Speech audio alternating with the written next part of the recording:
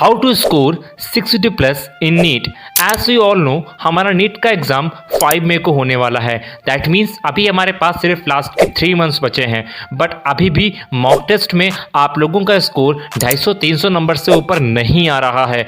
तो अब आप लोग सोच रहे होंगे क्या करें, कैसे स्कोर इंप्रूव कर सकते हैं। तो आपके इन सभी सवालों का जवाब आपको इस वीडियो के अंदर मिलने वाला है, बिकॉज हम आज बात करेंगे कि कैसे रिमेनिंग 3 मंथ्स में आप 60 प्लस स्कोर कर सकते हैं। हाय, माय नेम इज आनंद। जिन बच्चों का स्कोर 400 भी नहीं आ पाता है, उनको लगता है कि 650 तो पता नहीं कैसे आता होगा। 650 प्लस स्कोर करने के लिए आपको 650 के लेवल की मेहनत भी करनी होगी। दिन में केवल 3-4 घंटे पढ़कर आप 650 स्कोर नहीं कर सकते हैं। 650 क्या, आप 400 भी स्कोर नहीं कर सकते हैं। सबसे पहले आपको अपने पढ़ने के आवर्स को बढ़ाना होगा। जब तक आप अपना पूरा मन जी जान लगाकर नहीं पढ़ेंगे, तब तक आप सिर्फ सोचते रहेंगे, अपना टाइम वेस्ट करते रहेंगे। इन सब से आप सिलेक्शन से और दूर होते चले जाएंगे। तो अगर आपको सिलेक्शन लेना है तो आपको पूरी लगन और मेहनत के साथ पढ़ना होगा, और कम से कम एटलीस्ट आपको 10 से 12 घंटे पढ़ना होगा। और अब तक आपने जहां से भी पढ़ा है, जिस भी कोचिंग इंस्टीट्यूट से आपने पढ़ा है, लेकिन लास्ट के 3 मंथ आपको खुद से काम करना होगा। जितनी मेहनत आप खुद करोगे उतने ही आपके मार्क्स आएंगे। कोचिंग तो लाखों बच्चों को पढ़ाती है, बट आपके ऊपर डिपेंड करता है आपका सिलेक्शन। आप जितनी मेहनत करोगे उतने ही आपके सिलेक्शन के चांसेस बढ़ जाते हैं। अब एक बारी बात कर लेते हैं सब्जेक्ट वाइज, किस सब्जेक्ट में कैसे आपको अप्रोच करना है। सबसे पहले बात करेंगे बायो की, बिकॉज बायो हमारा फेवरेट सब्जेक्ट है, बच्चों को आसान लगता है। मैं मान के चल रहा हूं अभी तक आपने कुछ मॉक टेस्ट तो दिए ही होंगे, 1-2 तो दिए ही होंगे। अगर बायो में आपका स्कोर 200 नंबर के आसपास आ रहा है, अगर आपका स्कोर इससे भी कम है, दैट मीन्स अभी तक आपने एनसीईआरटी पढ़ी ही नहीं है। इस केस में सबसे पहले आपको एज सून एज पॉसिबल अपना सिलेबस कंप्लीट करना है। एनसीईआरटी की बार बार आपको रीडिंग लगानी है। धीरे धीरे आपका स्कोर इंक्रीज हो जाएगा। नाउ जिनके नंबर 300 के आसपास हैं, उनको वर्ड टू वर्ड एनसीईआरटी पढ़ने की जरूरत है। जिनका स्कोर 320 तक आ रहा है, उनको एक बारी एनालिसिस करना है टेस्ट का। सिली मिस्टेक्स पर ध्यान देना है, सिली मिस्टेक्स को अवॉइड करना है। अब बात करते हैं कि 360 स्कोर करने के लिए क्या करना होगा। 360 स्कोर करने के लिए आपको 2 काम करने हैं। पहला, as much as possible revision करना है। आपको बार एनसीईआरटी पढ़नी है और उसका रिवीजन करना है। दूसरा, as much as possible questions को आपको सॉल्व करना है। आपको वर्ड टू वर्ड एनसीईआरटी पढ़नी है, एग्जामिनर के माइंडसेट से पढ़ना है और एनसीईआरटी बेस्ड क्वेश्चंस को करना है। और आपको टेस्ट के बाद में एनालिसिस भी करना है हर एक क्वेश्चन का। फिर आपको प्रीवियस ईयर क्वेश्चंस को सॉल्व करना है, और सभी प्रीवियस ईयर क्वेश्चंस को एटलीस्ट आपको 2 से 3 बार रिवीजन कर लेना है। पीवाईक्यूज करने के बाद में आपको एक आइडिया लग जाएगा किस टाइप के क्वेश्चंस आते हैं। और लास्ट में आपको एज मच एज पॉसिबल आपको मॉक टेस्ट देने हैं। मॉक टेस्ट में इनिशियली आपका स्कोर कम आएगा, बट आपको डिमोटिवेट नहीं होना है, आपको मॉक टेस्ट देते रहना है। डेफिनेटली आपका स्कोर इंक्रीज होगा। अब बात करते हैं केमिस्ट्री के बारे में। केमिस्ट्री में 100 नंबर तक पहुंचना बहुत आसान है।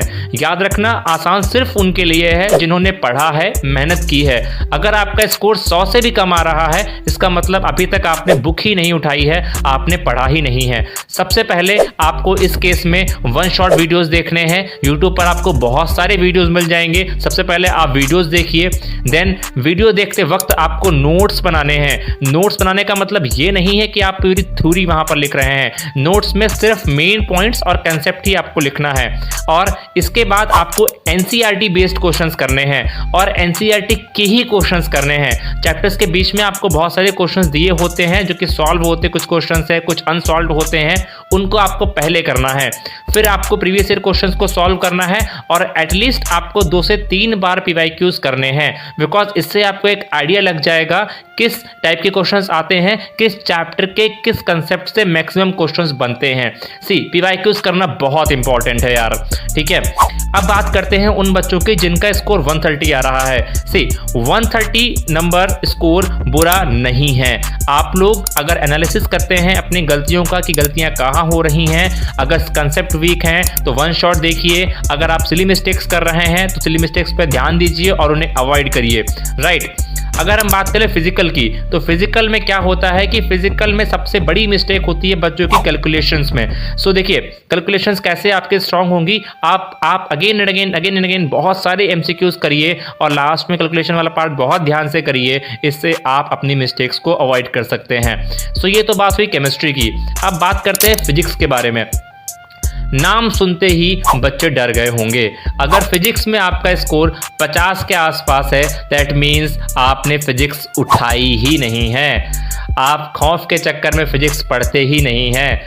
अगर आपकी भी सेम कंडीशन है तो पहले आपको वन शॉट देखना है हर चैप्टर का, साथ में नोट्स भी बनाने हैं आपको, और आपको फार्मूला शीट बनानी है, और एग्ज़ाम से पहले एटलीस्ट 10 बार आपको रिवीजन करना है उस शीट का। फिर एनसीईआरटी के एग्जाम्पल्स आपको लगाने हैं। फिजिक्स में एनसीईआरटी के एग्जाम्पल्स बहुत इंपॉर्टेंट हैं। अब बात करते हैं, अगर आपके नंबर 100 के आसपास तक आ रहे हैं, अगेन आपको क्वेश्चन प्रैक्टिस करना है। जितने ज़्यादा आप क्वेश्चन सॉल्व करेंगे आपके उतने मार्क्स बढ़ते चले जाएंगे, और इससे आपको कॉन्फिडेंस भी आएगा, आपका डर निकल जाएगा फिजिक्स को लेकर के। फिर अगेन आपको 2 से 3 बार प्रीवियस ईयर क्वेश्चंस को लगाना है, बिकॉज बहुत से क्वेश्चन पीवाईक्यूज से रिपीट होते हैं। और एज मच एज पॉसिबल आपको मॉक टेस्ट देना है, और मॉक टेस्ट करके छोड़ना नहीं है, उसका एनालिसिस करना है। मॉक टेस्ट हमारी तैयारी में एक मेजर रोल प्ले करता है। अगर अभी तक आपका स्कोर 400-500 भी आ रहा है तो मॉक टेस्ट देने से ये 600-650 तक पहुंच सकता है। सो मॉक टेस्ट देना बहुत इंपॉर्टेंट है, राइट। अब बात करते हैं उनकी जिनका सिलेबस कंप्लीट नहीं हुआ है। अभी हमारे पास सिर्फ 3 मंथ्स ही हैं, फैब, मार्च और अप्रैल। मई में तो हमारा एग्जाम ही है। फैब में आपको अपना सिलेबस कंप्लीट करना है, मार्च में रिवीजन करना है, और अप्रैल में आपको मॉक टेस्ट देना है। मैं जानता हूं कि थोड़ा सा डिफिकल्ट है, मुश्किल है, लेकिन ध्यान रखो यार, हमारा गोल भी तो बड़ा है। अगर आपको नीट क्रैक करना है तो मेहनत तो करनी पड़ेगी, राइट। एंड बाकी सिलेबस को कैसे कंप्लीट करना है इसके बारे में हमारे नेक्स्ट वीडियो होने वाली है। अब बात करते हैं उनके जिनका सिलेबस कंप्लीट हो गया है। एज मच एज पॉसिबल आपको रिवीजन करना है।